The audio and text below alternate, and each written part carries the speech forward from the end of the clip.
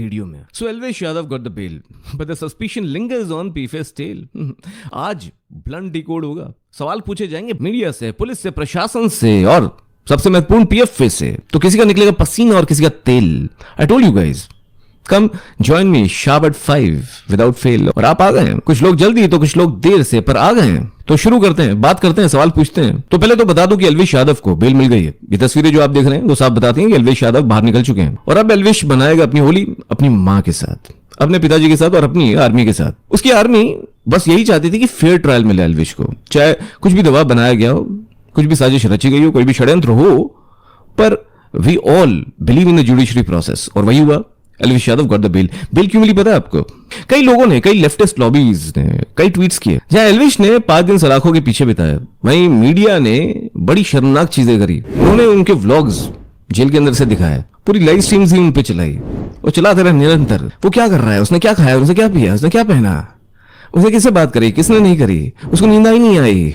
और साथ साथ कई लेफ्टिस्ट लॉबी वालों ने कई शर्मनाक ट्वीट्स किए। कई इन्फ्लुएंसर्स ने उन ट्वीट्स को यूज करके एल्विश को एक्सपोज करने की कोशिश करी। कुछ मीडिया चैनल्स ने एल्विश के माता पिता को बुला के उनका तिरस्कार किया, उनका अपमान किया।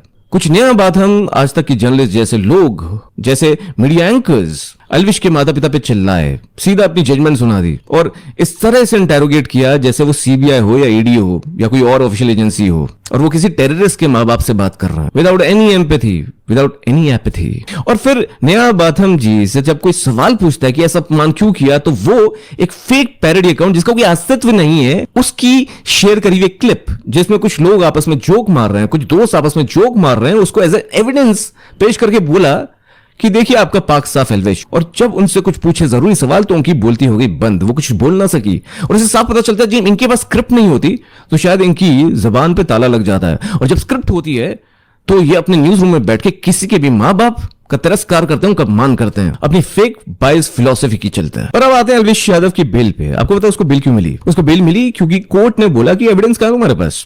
फटकार लगी कोर्ट के द्वारा, एविडेंस कहां है, पोजेशन, कॉन्शियस पोजेशन में था क्या कोई ड्रग, तो बेल क्यों नहीं मिलेगी? और बेल इसलिए भी नहीं मिल रही थी, डिले इसलिए भी हो गई थी, कोई हड़ताल थी वकीलों की। कभी भी कर देते हैं हड़ताल। इनफैक्ट जो लोग पकड़े भी गए थे, जिनके पास ड्रग मिला भी था, सपेरे और उनके कुछ साथी, उनको भी बेल मिल चुकी थी।